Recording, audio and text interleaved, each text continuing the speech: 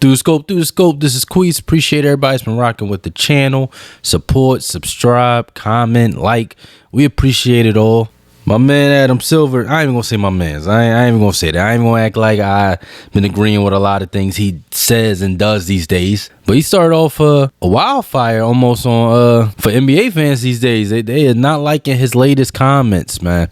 He did a press conference, and one of the clips that's going around, you know how I go on these days, man. People hear a clip, and it just takes a wild life of his own. So in this particular clip, though, he said a phrase there that pissed a lot of people off. He said that basketball. Well, I'm just gonna tell you what the clip took out, and then I'll give you the full clip. But he said basketball is the NBA is a highlight-driven sport. That's what he said. And those three words there piss people off.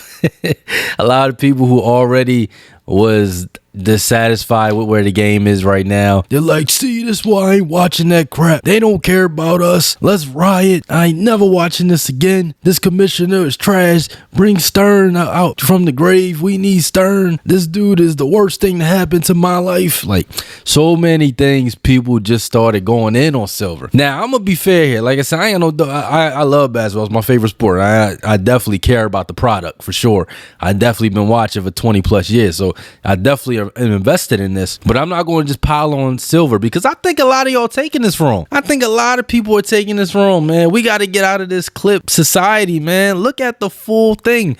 If I can't prove his intentions, but when I read the clip, like the full clip, when I seen the full clip and looked at what he said, it looked like he was just coming to the realization of what it is now. Like, not that he wants to drive it that way, or he supports it being that, or he wants to influence it to be highlight driven. It seemed like he came to reality, looked at the way the younger demographic is consuming the sport, and those are the people that you're gonna look at to carry the NBA forward, because your older generation, they're gonna be dying off. Like, the younger people are what's going to carry the NBA, and hopefully they become diehard fans and the cycle continues. But when I was looking at the full quote, I'm gonna read it off for y'all. He said, because originally this started because they asked him, I want to bring y'all the original question he got asked, so we can kind of just start from the right spot of why he even is answering this to begin with. So they started off with asking him. This originally started off with somebody asking him, the NBA it's becoming very expensive to watch NBA as a fan. Not just going to games, but in order to watch it, there's different streaming services you have to subscribe to. Some of the RSNs are expensive. I know that there are other points of entry for fans to interact with NBA. There's social media, and a lot of younger fans, that's how they experience the sport. But I wonder how much you think about that, and how will that shape the next generation of fans. So this is what Silver said. This is an ongoing issue for the league. There's a huge amount of our content that people consume. I'm going to read Silver's full quote, or at least his quote addressing this. This is an ongoing issue for the league. There's a huge amount of our content that people essentially consume for free. This is very much a highlights-based sport. So Instagram, TikTok, Twitter, you name it, any service, the New York Times for that matter, to the extent that your content is not behind a paid firewall. There's an enormous amount of content out there. YouTube, another example, that is advertising based that consumers can consume. I think in this new world of streaming, I think we're paying a lot of attention to that. It's one of the discussions we have with our media partners, not just the cost of the games. And I think most people are conditioned to paying a certain amount for high value content, but also the discovery of the games. But this is what he finished off with. We'll continue to look at it, but the ultimate answer is we think about it a lot. We know where we have mass appeal on a global basis. We're literally reaching billions of people. We don't want to disenfranchise people by working with partners that are creating price points that make it inaccessible to them. So that was like his quote addressing what he said there. That don't sound like a dude who just like, yo, I'm just gonna rock with highlights. I'm cool with it. If you're too broke and you can't afford it, I'm cool. It sounds like now this is just what he's saying. I can't look at his actions. Obviously, this is a plan that they're going to have to continuously address. But it sounds like he's saying him and his team talk about it a lot. They understand it's an issue and it's something that they look at and want to fix. But him saying it's a highlight sport was him just realizing that's the way the NBA's content is being consumed right now. And that's how most of it's been going. So I feel like that's just him coming to realization of what he's seen. A lot of people aren't watching full games. Their NBA is dominating the digital space, and I think that's what he was saying. So that's why I'm coming from it. Like, that's what I think when I look at that. But if you want to take it, let's just say, because I can't prove that I'm right on that, but let's just take it to what he was pissing people off about. A lot of people feel like the NBA, or at least their issue is with Silver. They're not just taking these quotes and just saying this is a singular thing. They're talking about this whole tenure. You've seen a lot of times when it comes to Adam Silver or the league is going out now, some of the core values of the league, the presentation of the league has maybe taken a step back. You've seen a rise in offense, a lack of defense, gotten more of a thing in this era. You've seen the presentation, even going down to the finals or the playoffs, not really represent what we're used to. And I'm just not talking about the cows on the court, but that's part of it, right? You just don't see the investment or the feeling. So people kind of feel like the presentation is taking a step back. And then you got players running the league. People feel like Silver hasn't put his foot down on that. They feel like when it's coming down for him to make disciplinary actions, he whiffs on it, or he takes a real soft approach. They look at him as a for-profit only commissioner. And there's some times where the profit, the consumer, right? You have certain times where what will make sense for the business might piss off the consumer. So a lot of people feel like that's what Silver's always on the side where whatever he do, the fans don't agree with it. They even, you know, the ads on the shirts, a lot of things, the logos on the court. People are feeling like, look, man, does this dude only care about money? Now, the owners, they like, yeah, keep it coming. Keep the money coming. That's nice. Keep the money coming, man. But as far as the players go, they like, yo, man, this ain't, I mean, the fans, they like, come on, man. Like, this ain't what we here to watch this for. So they are adding up everything with Silver, and they kind of fed up. And then if you take his clips and you just kind of listen to it and you listen to parts of it, it don't sound like he care, right? It sound like he like, look, if you can't afford it, you know, then watch the highlights. That's what people gather from it. So a lot of people, that's why they were offended. They feel like he was saying, well, look, this is a highlight-driven sport, y'all. I'm sorry. Y'all can't afford to watch the games. Just watch the highlights, catch that. If you can afford to watch the games, we'll see you at the arena. That's where the biggest issue has came from. But if we want to take this, like, is the NBA outpricing their consumer? You know, the NBA has so many barriers to be able to watch multiple games these days. You have to download so many streaming services, and that's going to lead to people, you know, more bootlegs, more pirating, right? Like, people are going to find other ways and jailbroken fire sticks and all types of stuff to be able to watch all these games. Now, with Silver saying it's a highlight sport, or at least mentioning that, I don't know how it's going to feel for his media deal. It's already signed at this point.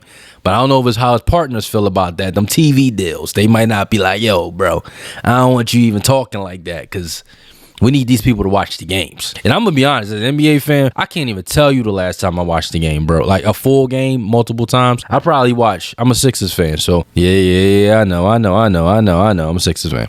But they don't give me a lot of reason to watch games. So I don't know how serious y'all could take this. But the last time I watched a full game, like more than maybe 10 in the season, it's been a long time, man. There's so many possessions in the game. And I care about the regular season. I'm not one of those people who don't care about it. But it's so many possessions in the game, and if you're a Sixers fan, you're probably looking at 70% dumb stuff from your team, 30% good stuff. It's just a lot of an NBA game to sit there and watch that fully with everything that's going on. So I get it. I know a lot of people feel that way. To watch a whole NBA game where it's 82 of them, the stakes aren't as high. Yeah, I get it. You know, and for Silver though, fortunately for the league, the attendance has went up. So the NBA attendance actually has went up. So for people feeling like they're outpricing the consumer and they're not going to, you know, they're going to lose attendance or people can't go to games, that's not even true, man. They are still filling up the games. If you want to check out their attendance, they're basically here. They had the second best attendance ever this past season. Now it's a little bit down from the season before, which was their best ever. So the 24-25 season, that was their second best attendance. The season before that was their best attendance. So they averaged 18,147 this past season. So that basically set benchmarks in every attendance category for the second time in league history. So the total regular season attendance exceeded 22.3 million fans, and the regular season average attendance exceeded 18,100. NBA arenas filled to 97% capacity for the third time ever. 17 teams. Well, I did this on math on my own, but I was counting. I seen 17 teams had like a negative difference in their fans. Now, some of it was a very small drop. Like some of it might have been like 100 less fans, 50 less fans. But the rest of the teams seen a lot of, you know, they've seen growth as far as their fans go. I don't count the Clippers, because they had the biggest drop. Theirs was like 13%. But if we want to add context, they went from Crypto Arena, which is 20K, down to where they're at now, which is 18K. So you're going to have a big drop with that. But the attendances went up and trending direction. I think the NBA is pleased with that. If you go to the ratings did take a 2% drop. Now, the playoffs went up though. The playoffs had the highest rating in years. It's like 6 years the playoffs did. So the playoffs did really good, which we all know people care about the playoffs, man. Like, they want meaningful basketball. The regular season don't feel like it's meaningful basketball for most people. It's games where players sit out, don't play. You know all the complaints. I'm not here to go back and dribble on those again. This all comes down to a lack of belief in Silver. I want to be fair to Silver, though. Again, I cannot say he's going to do these things. I can only tell you what he's saying. He did say in like March and April, him and his team was going to look and come up with ways to bring defense back. They realized the complaints from fans that defense not being an issue is not what people want to see. And he did say they were going to huddle up and come up with strategies to fix it. All we could do is wait and see. I have not heard anything yet. The season is coming up. So maybe if that involves a meeting with the ref union and telling them not to call so many calls,